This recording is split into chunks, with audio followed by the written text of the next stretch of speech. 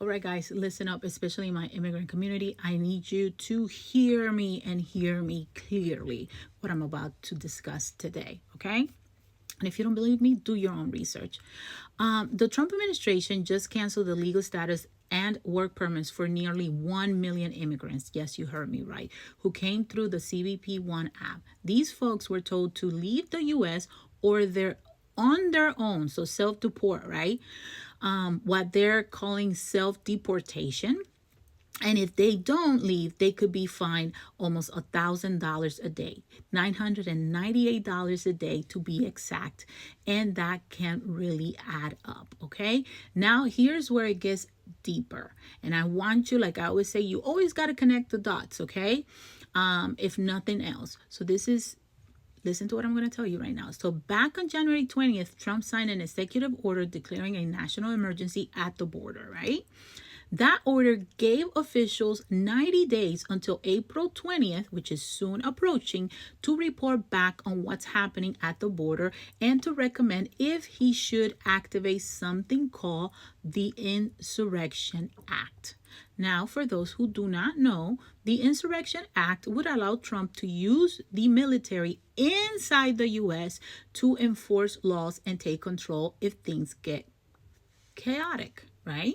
It all depends how we define chaotic, right? With all these forced deportations and tensions rising, there's talks that this might be used as a reason to put the act into motion. Yes, you heard me right. And hopefully I am so wrong. This is not fear mongering. Do your own research. What does that mean for immigrants? I am going to tell you. If you are undocumented or even in limbo, things could get a lot tougher after April 20th. This is serious, guys, and people need to be prepared, informed, and get legal help if you can. Stay alert and stay protected, and don't wait until it's too late. All right. And let me say this for all general population. This is not only an immigrant issue. If you are out there being vocal, lending your voice in mass gatherings, if they classify that as being chaotic and a security issue, then you can get caught up in this mess as well. I'm not saying for you to stop doing what you're doing.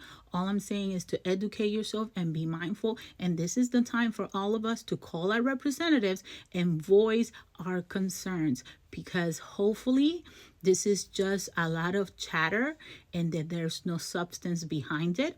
But if there is, that means that we only have a few days, less than 2 weeks, to get our act together. So hopefully this is just a lot of nonsense. We can only hope. But you cannot also disregard it. And like I always say, stay connected, stay informed, and follow. For more, if you appreciate this kind of content, make sure you hit that follow button. If you disagree with me, put it in the comments. Make sure that you're respectful. If you agree with me, put it in the comments and let's talk about it. As long as it's respectful, all opinions and talks and thoughts are welcome. Guys, my pronunciation sometimes is a little off. Don't mind me, but you know what I mean. Again, follow for more.